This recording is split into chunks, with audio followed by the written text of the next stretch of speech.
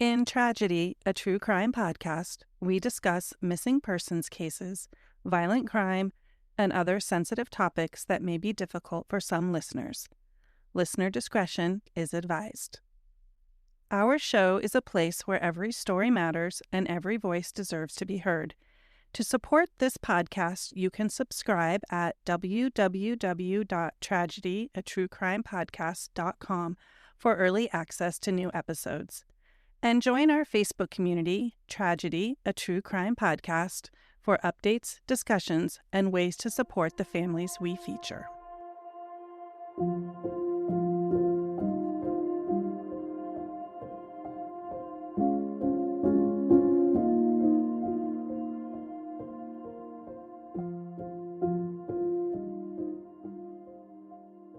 Welcome to Tragedy, a True Crime Podcast. I'm Elisa. And I'm Michael. And this is our second installment on the missing person case of Cody Haney out of Liberty County, Florida. And Cody was last seen on June 21st, 2024, and he was reported missing on June 25th, 2024 by his mom, Michele. Yeah, in this interview with Michele, one thing that you're going to notice is this is a bizarre and just strange story. And there's going to be some names that Michele brings up that we're going to redact out for now. And it's not because we don't believe her. It's not because of anything other than the fact we have a lot of investigation ahead of us before we feel comfortable with some of these names. And we're hoping the story still makes sense. We believe it does, and we're looking forward to sharing it. Yes, and with any case that we're covering, we absolutely want to make sure that we are not getting in the way of any investigation. And because this is so new to us, we want to be very careful with putting names out there.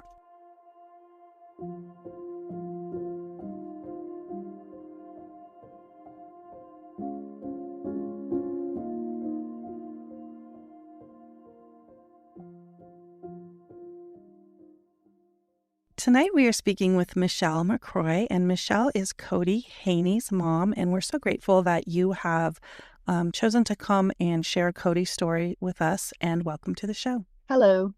And hi, welcome to the show, Michael. I am also at the show. It's always nice to have you here. So, Michele, can you start by telling us who Cody is, not the missing person, but the son you know? Oh, Cody is so vibrant, so full of life. It's definitely never a dull moment when Cody was around. He could turn a bad day into a good day. Always liked to make people laugh, and he loved fishing. We'd be sitting here at the house and, his favorite TV shows were Teen Wolf and Vampire Diaries. And he has siblings, and he would always take Eli fishing. Elijah is deaf and mute. And he just always took up so much time with Eli. They were like two peas in a pod. When Cody he'd be here at the house, and, he loved to be outside all the time. He liked riding on the four-wheeler, the golf carts, anything he could find. And again, he loved fishing. Fishing was his life. And he just always had a way of just brightening up anybody's day. Everybody loved him. He was such a good person. And what is one thing about Cody that you wish everyone understood, like right from the get-go? That Cody's a good, loving person, and he would never just leave like this.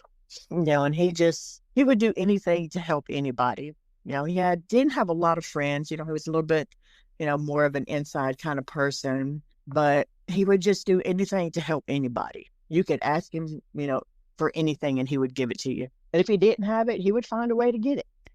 I'm not from the North Florida area, but I'm married into a North Florida family. That is correct.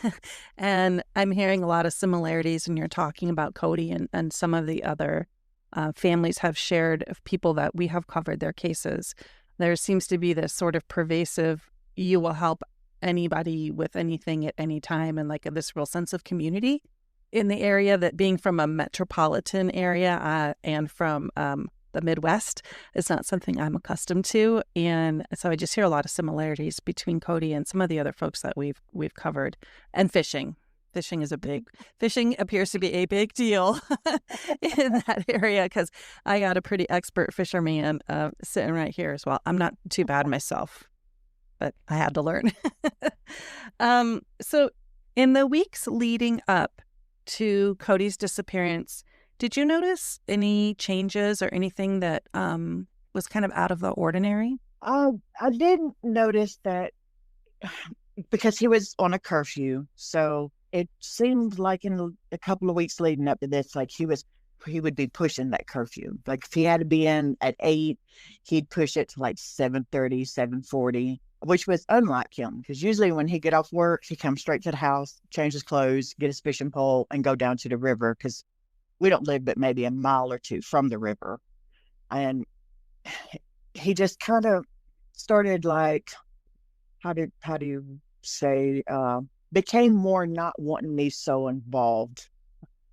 I got a few phone calls from a few people that were telling me that, a couple of guys that was at his job that maybe he didn't need to be around them. So I would try to talk to Cody about it. In the beginning, when he first started the job, he would always be like, "Oh, Ma, I'm not doing anything. I promise, I'm always home." And he was. But then he just started kind of staying out later and not wanting to talk to me quite as much about the guys at work. But other than that, he just seemed like his normal self. I mean, like he was still just as happy.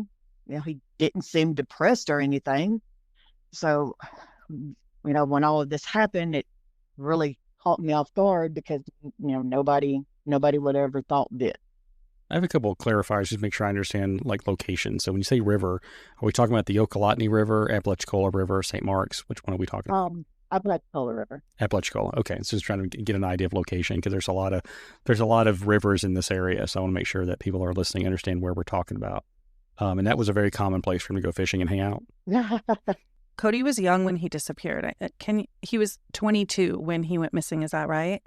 Yes, ma'am. Yeah. Okay. So he's young. And so when you're talking about him sort of wanting to separate a little bit from you, that's typical, right? For someone who's in their 20s. We don't have someone who's older who's disappeared. He's a young man when he went missing. And he had, got him a girlfriend. And so, it was kind of, Cody's my first son. So it just seemed normal, that he didn't want to talk to me about some things. Because he was only 22 when he went missing. So still got a whole life ahead of him. And talk about curfew. What was his curfew about? His curfew was because he had gotten into a little bit of trouble and he was on probation. So with him being on probation, they had set him up on a curfew. Now he was allowed to go anywhere because his job, he done land surveying. So from like 7 o'clock in the morning to like 8 o'clock in the afternoon, he was allowed to go anywhere. But about 8 o'clock was about the curfew time for him to be home. They did have him on an ankle monitor, which is what has made all of this a little more odd of why the ankle monitor couldn't track him. Yeah, because my first question is, number one, what is he in trouble for? And number two, if we have an ankle monitor on him, why are we missing him? Right. Well, he had got into a little bit of trouble a few years back with the same guy that he was with the weekend that he went missing. Apparently, they had decided I don't know what kind of drug they did, but it violated his probation. So he got in trouble. So when he got out of jail, it was a lot stricter. That's when the curfew started and, the weekly visits. And so I know he wasn't doing anything that he wasn't supposed to be doing because he had weekly check-ins. All right. And did he express any concerns or fears, or you're talking a little bit about conflicts? Was there anything specific that he said about any of these conflicts in the days and weeks leading up to when he disappeared? Well, when I had found out that the guy that had started working for the same company that he was working for was the same guy that he got in trouble with a few years back, I had told Cody, hey, look, if I catch you around him, since y'all work together, there's not a whole lot I can do about that. But if I see y'all around one another, I have no problem with going and confronting this guy and telling him, stay away. And Cody had it, he was like, Mom, please don't do that. He's like, if you do that, he's like, it might cause trouble. He's like, I'll just stay away from him as much as I can. And I was like, okay, that was fine with me, because me and Cody had such a good relationship. If he told me he was going to do something, that's what he did. So when he said that he would just stay away from the guy, other than, of course, they worked for the same company, then I told him that was okay. But he did not want me to go confront this guy. Now I wish I would have. And can you walk us through the last time you saw or spoke to him? It was a Friday night. I had to work the next morning, and Cody had to work the next morning. So I went to get ready to go to bed, and I told him, I said, son, don't stay up too late because you have to work in the morning. And he said, I know, Mom. He said, I'm fitting to take a shower, and I'm going to bed. So I told him I loved him. He told me he loved me. And I went to bed, and he went and got the shower, and that was the last time I seen him. He went to work the next morning. This is where things start getting odd, because the boss man called me Saturday morning and was wondering where Cody was at. Well, I told him Cody was at work because, well, that's where he was supposed to be. And he said that the company truck was there, but Cody was not. And then that's when everything just got weird. That's because the same guy that I told him to stay away from was the same guy that he was with the weekend he went missing. He was actually the last person to see Cody. Was that person in work that day? He was also, I guess he was supposed to work that day, and he didn't show up because the boss man called me back and was asking me, he was like, hey, I called. So he's like, I called, said that he hadn't seen Cody, but called in for the day. And I was like, okay. So at this point, we start looking for Cody. And then next thing I know, I get off work, I come home.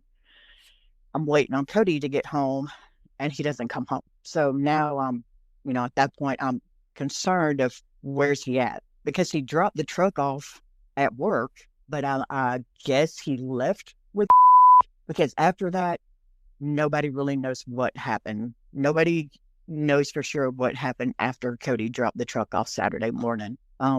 But the last people that he was with was now when they were interviewed by the police, they had admitted to the police that they had, I guess they were smoking Mojo or the little fake weed cigarettes you get out of the convenience store. And they admitted that they had laced it with meth, which was then at that point became mine and the cops' biggest concern, because Cody doesn't do drugs. So when you shouldn't give anybody something without them knowing what you're giving them. So Saturday goes by, hadn't heard from Cody. I get up Sunday morning, so Saturday night we go out, we're riding around town, we're looking for him, nothing. I had to work Sunday morning. I went to work. The boss man called me again and was saying that the had said that Cody had stolen a work truck. And again, this is where it gets very weird, because why would you drop off a truck that the boss man knows you have to take a different truck? So wait a second. I want to make sure we're telling the story where people can understand it. So he dropped off his assigned truck. Yeah. And then was the other truck missing at the same time? Or was that, did somebody come back for something? Apparently he dropped off his assigned truck that he had. And then on Sunday, I get a call from the boss man saying that Cody had said that Cody had came back to the job and took a different truck. And it wasn't noticed it was missing earlier? No cameras or anything? No. So I left work, went up there to the shop, and I'm talking to the boss man. There's no cameras at the shop. There's no GPS on any of the trucks. And as me and the boss man are talking, he's showing me where a piece of a door had been broke. But like I told him, Cody has a key to the shop. Why would he break the door? Exactly. Why would he break the door when he has a key? Why would he take a truck that he's not supposed to have when he dropped off the truck that he was supposed to have? Wow. And that's where things start to get really, It's getting strange, yes, for sure. The other thing, if yeah, any business owners are listening to me that have company trucks, could they please put GPS on the freaking trucks? Because this is Please. the second case in a Yes. row where we have a missing truck and Work no truck. and a work truck and nothing's low jacked or GPS or anything. Mhm. exactly. Um, so then I go, and at this point, the probation officer, he's also contacting me. And, I'm like, sir, I don't know. Like, I'm trying to figure this out myself. So we went back out. We had ran in and was the last two guys that was with Cody when he went missing.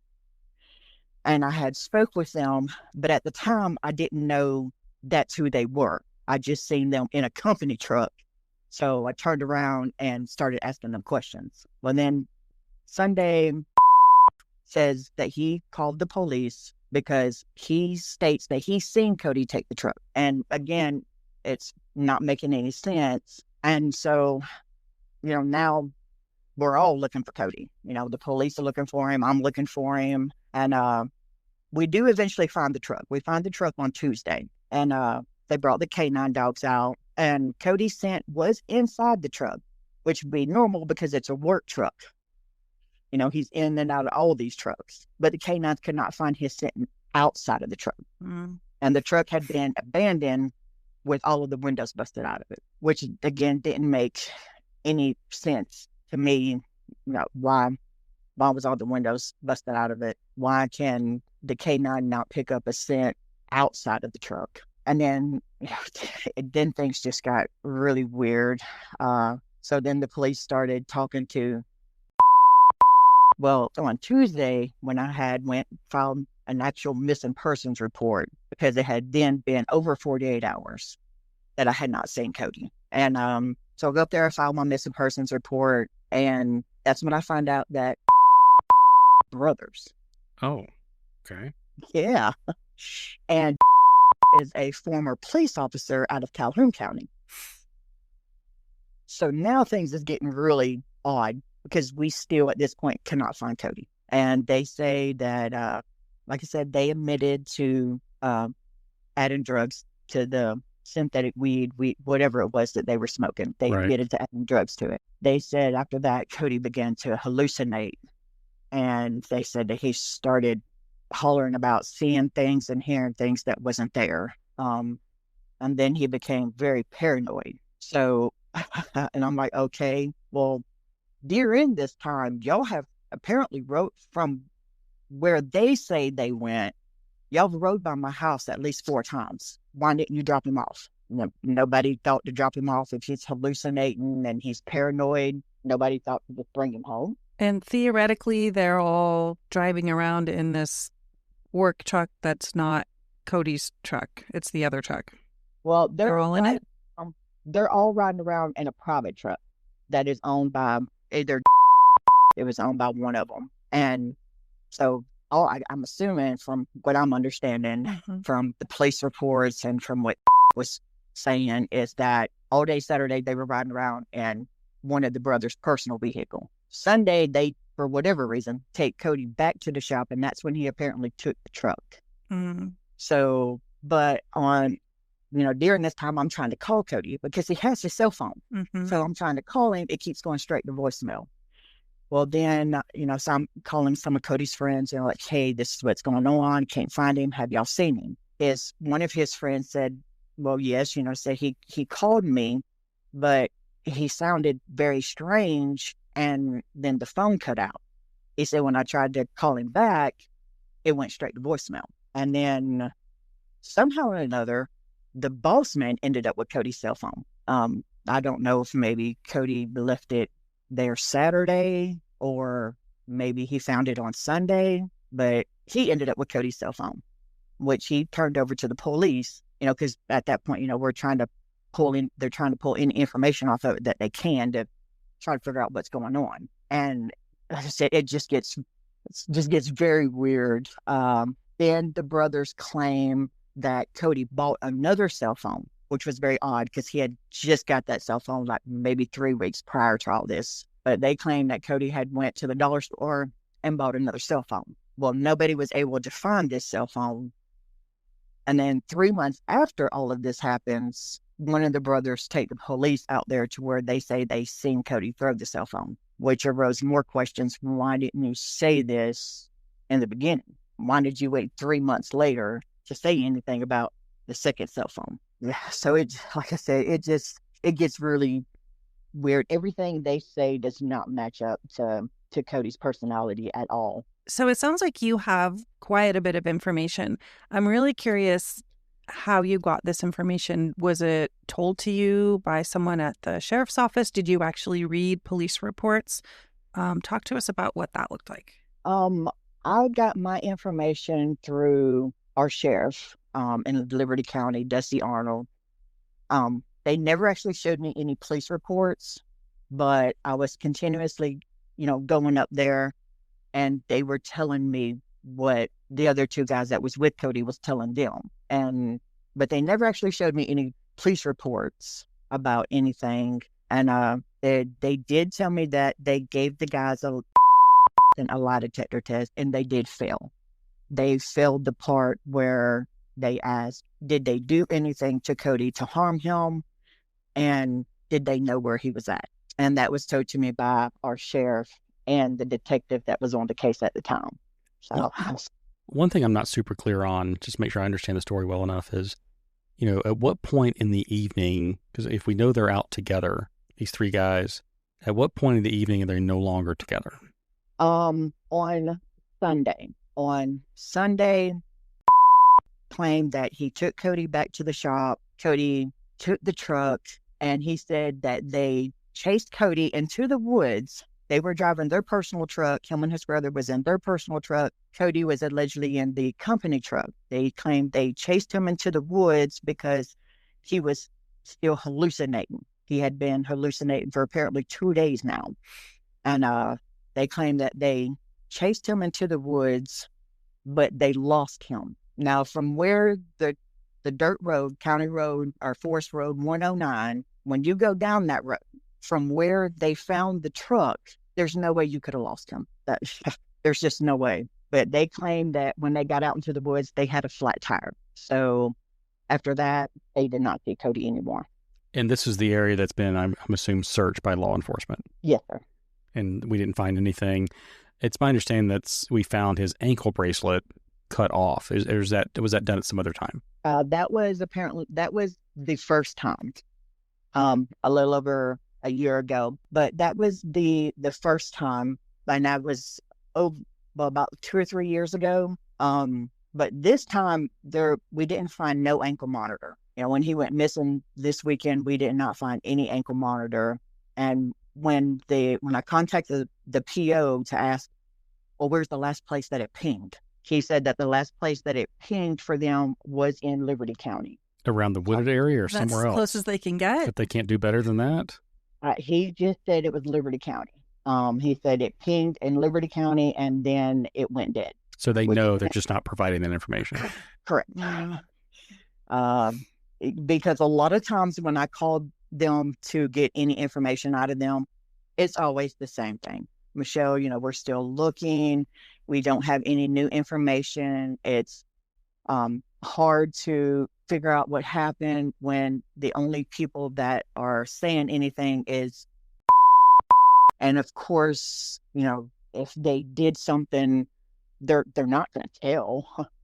Are you aware if there are any traffic cameras or anything in and around this area where they were supposedly riding around all weekend that may have captured any pictures?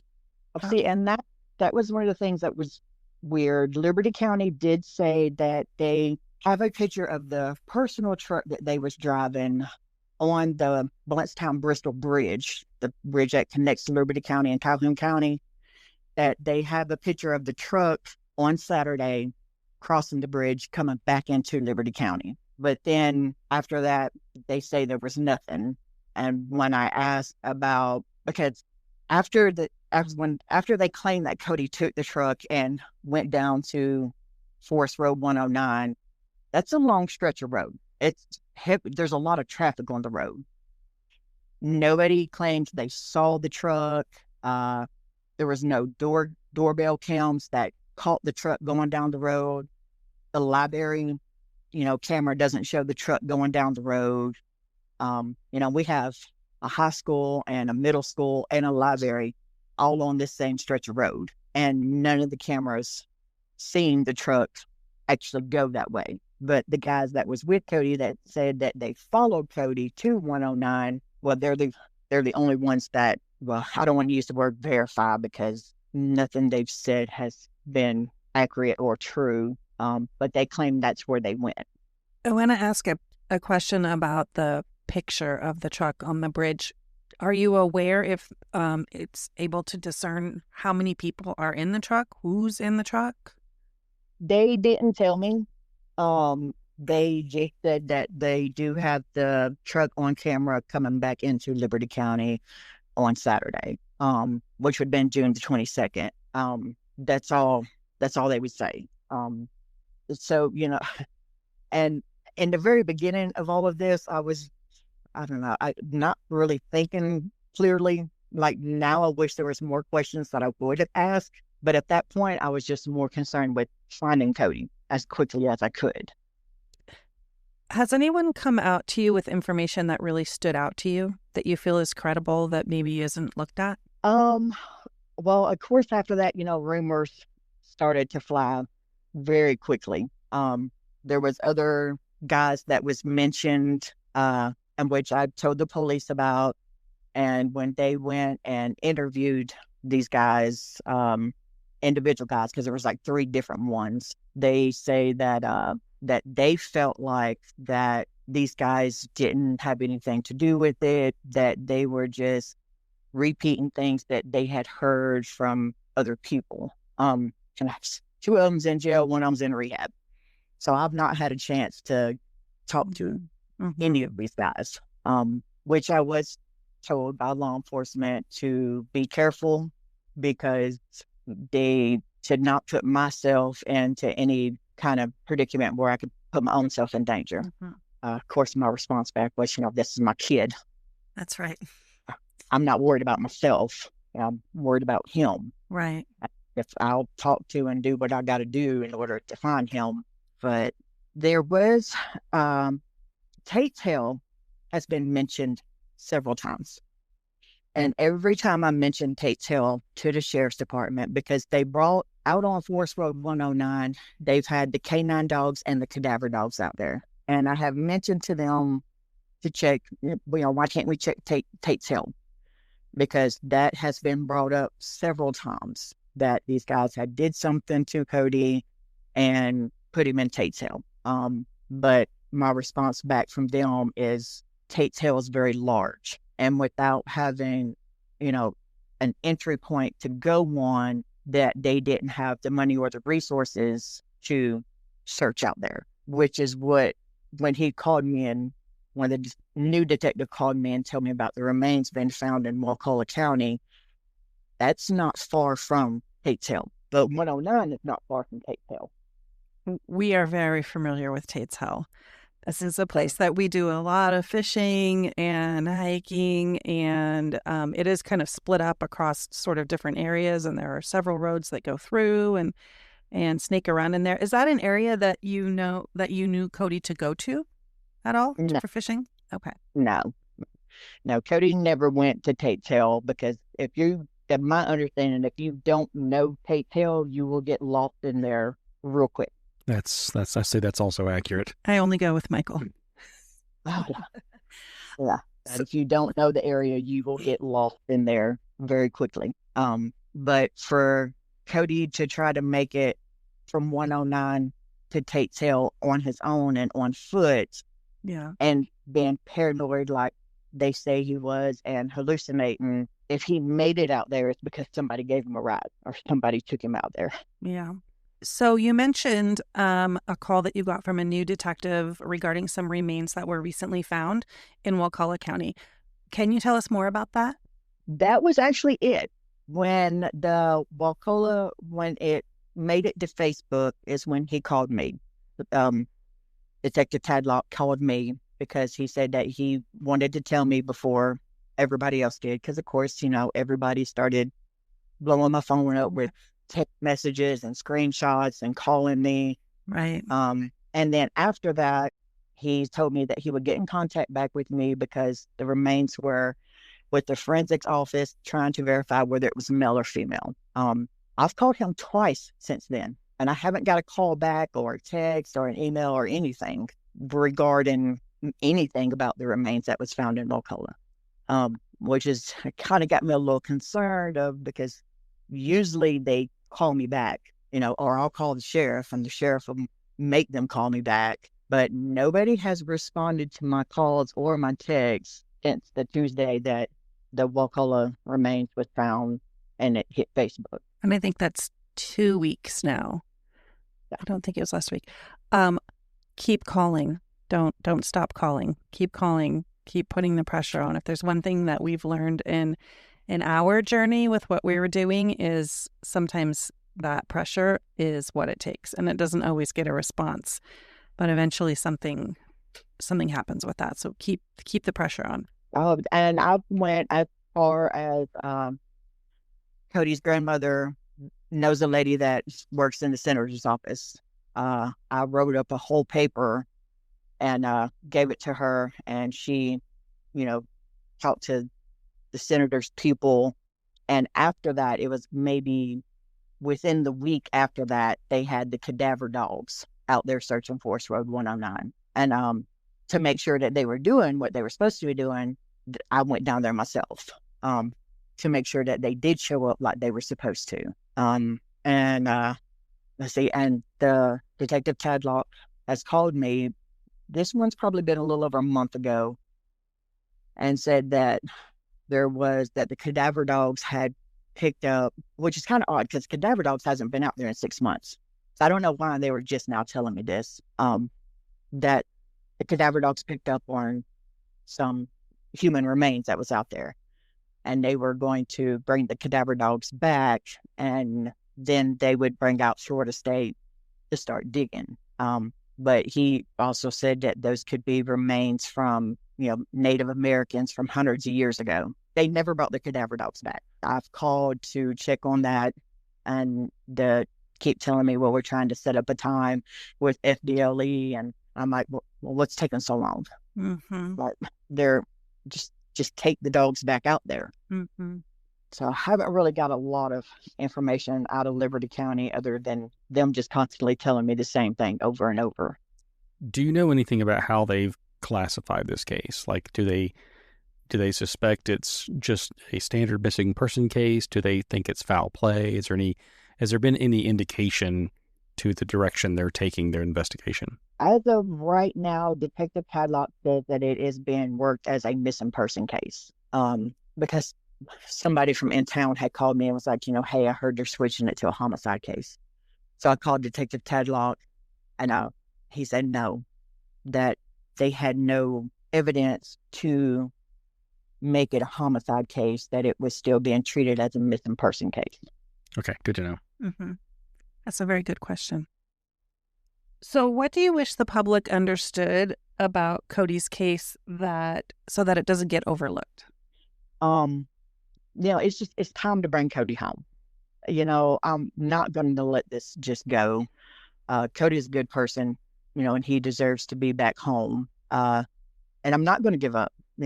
So for anybody that knows something, please come forward and say something. There's no information that is too small. Cody's a good person. He's my son. He has siblings. He has a child himself. So it's time for him to come home. We all miss him. We all love him. And it's not really much we can do until we find him. You talked a little bit about rumors and somebody calling you saying something was going on that maybe isn't going on. Are there any misconceptions that you're hearing in the community that you'd like to take an opportunity to clear up? Not really. All the rumors were the same thing that were saying. It was one of those, they told somebody this, then that person told somebody else. And, by the time it got back to me, it was basically the same story, just worded differently. Everybody keeps claiming they don't know what happened to Cody or where he's at. And then others claim that they hurt him and that they left him out there because, there's bears and alligators and coyotes and, and even if it was an accident, maybe, even if you accidentally did hurt him and you just left him there, just come say where so we can go look. They just keep telling me, law enforcement just keeps telling me that there's not a whole lot that they can do considering that we can't find Cody. They do have him running through two codices, Namus. Then they also have him running through something where all these cameras, if it catches a shot of him, it immediately alerts the police. But there's been no use of his bank account, and his bank account was empty. Like he had just got paid, so he had over $1,000 in there.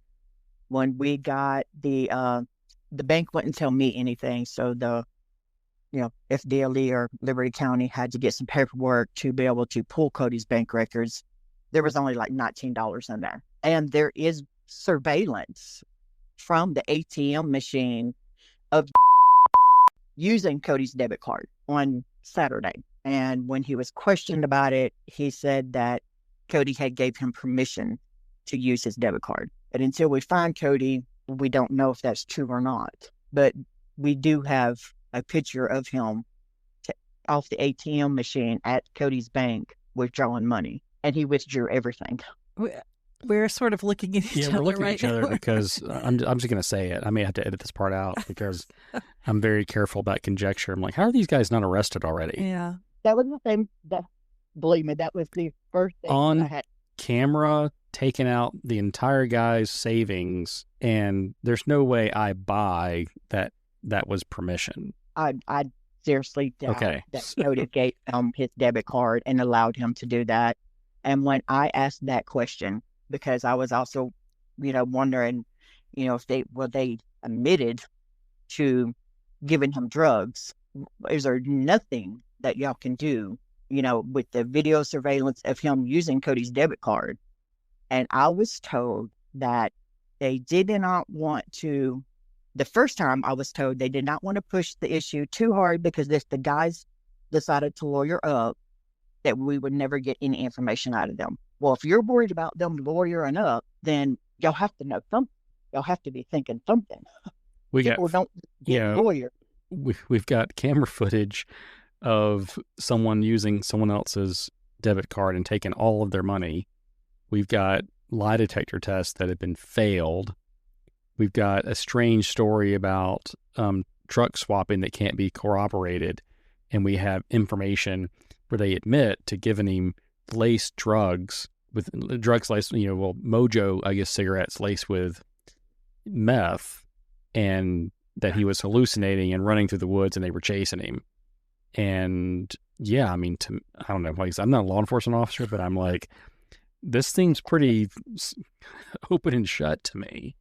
That was my biggest thing when I went to them, and I still ask them, why have we not done anything about it? Because that was arrested like 2 weeks after this happened on drug charges, but unrelated charges to Cody's case. About 3 weeks after Cody went missing, left and moved to Georgia. Mm-hmm. And their brothers. So, but when law enforcement tells me that the only reason that they haven't charged them with anything is because it would be mostly misdemeanors. And if this case does turn into a homicide, that those would be the first two guys that they would be looking at. Yeah, and something we've noticed, ever since we've started this podcast, obviously Elise and I have done a ton of research on how law enforcement operates to try to understand what's reasonable, what's not reasonable, thinking processes, and why they approach things a certain way. And to be fair to law enforcement, no-body homicide cases are incredibly difficult. Mm-hmm. And so if that's what happened, them going forward with charges with no body, there is a much larger chance that they walk than if they had a body. Mm-hmm. And that's the case law shows us that. We already know this. And that's, that's basically the same thing they told me. Right. That, if this turned into a homicide case, they'd rather be able to charge them with a homicide instead of just drugs, or taking money. But, when that footage, was shown to me, it made sense that one of the other people in the community had mentioned that they had robbed Cody, because since they worked together, they all got paid on the same day. So they knew Cody would have money. Well, we know we robbed him because we have footage of it. Right. I mean, check. So that's why I say, it got a lot of, I don't know, there's just a lot of empty holes in the whole situation. A lot of it just doesn't make a whole lot of sense to me anyway. There was like, and then one of them just leaves, just leaves the whole state. Yeah. I mean, was that not a red flag that, maybe we should be keeping an eye on this guy? And why wait 3 months later to take the cops out there where Cody apparently threw the cell phone? Because then they couldn't pull anything off of it because it had been damaged so bad. So they found it. There is a phone, though. They did. They did find the phone. Okay, I didn't catch that when you first mentioned it. Okay. There's two phones. The first phone that Cody had that the boss man found, which was turned into the police and sent to FDLE. The second phone is a phone that Cody bought from the dollar store, which wouldn't make any sense. Why would you buy a cheap phone when you had an iPhone, like the iPhone 10? And then they claimed they saw him throw the phone, but it was 3 months later that they took law enforcement out there and showed them where Cody threw the phone. But by that point, the phone had been damaged so bad they couldn't get anything off of it. Here's what's interesting too that I know about burner phones. They may not be able to get anything off the phone itself, but they can certainly tell when the phone was purchased and activated. Do they have that information? They did not say. They just said they found the phone, sent it to FDLE, but it had been damaged and they wasn't able to pull anything off of it. Well, and there's cameras at all those stores, so that would be something they could. Well, yeah, you could confirm, number one, did Cody buy it, and number two, when, and not for what purpose, obviously, but they could actually track exactly when it was They can't track when exactly he purchased it. They can track when exactly he activated it. Well, and this is another thing claimed that, and we do have some footage from the dollar store, from Cody inside the dollar store on Saturday. So on Saturday, we know Cody was still okay, physically okay, because we do have footage of him in the dollar store. Buying the phone? Well, you can't really tell if it's a phone, but it does look like a phone, but then he also had a couple of bottles of water and a tarp, because they said that Cody knew he was in trouble and that he was going to run. If you're going to run, you're going to walk down the road with a tarp and a bottle of water? That seemed like a lot of preparation. Right. And run from what? Exactly. Like, what is it that you're running from? Because, granted, he would have been in trouble, but not like to the point he would go to prison or anything like that. They would probably would have cut his curfew back, earlier to the day. And because his PO, like I said, he had to go check in once a month, and his PO would just periodically just drop in. And Cody was always here, always made all of his appointments. His PO talked very highly of him. Cody had a job, held down the job, went to work every day, was paying the PO, like he's supposed to. He was doing everything right. So what happened in that one day that turned everything around? Is there anything else that you wanted to share that we didn't give you an opportunity to talk about? Well, I've noticed that some of the posts that have been made by other people in the community says to approach Cody with caution. Cody is harmless. He is not going to hurt anybody. He would never hurt anybody. He would give you the shirt off of his back before he would even try to hurt somebody. And then one other thing that I just thought about was had also reported to the police that Cody at some point had made the statement that he would kill a cop. Cody would never hurt anybody. Like I told the officers, that's a lie. That is a straight up lie. To me, that sounded more like if y'all did find him, they want y'all to just automatically open fire on him. He's not even allowed to have a gun, and he had no weapons when he went missing. So what is he, going to hurt anybody with? Thank you for listening to Michele tell about her son, Cody, and we'd like to appreciate her again for coming on with such courage, as we can imagine this is a very challenging time for her. At the time of his disappearance, Cody was 22 years old, weighed 135 pounds, and was 5'8". He was described as a white male with brown hair and brown eyes. Cody has a tattoo of the letter C on his shoulder and a tiny cross on his right wrist. If you have any information, please call the Liberty County Sheriff's Office at 850-643-2235, or you can call our tip line at 850-296-8690.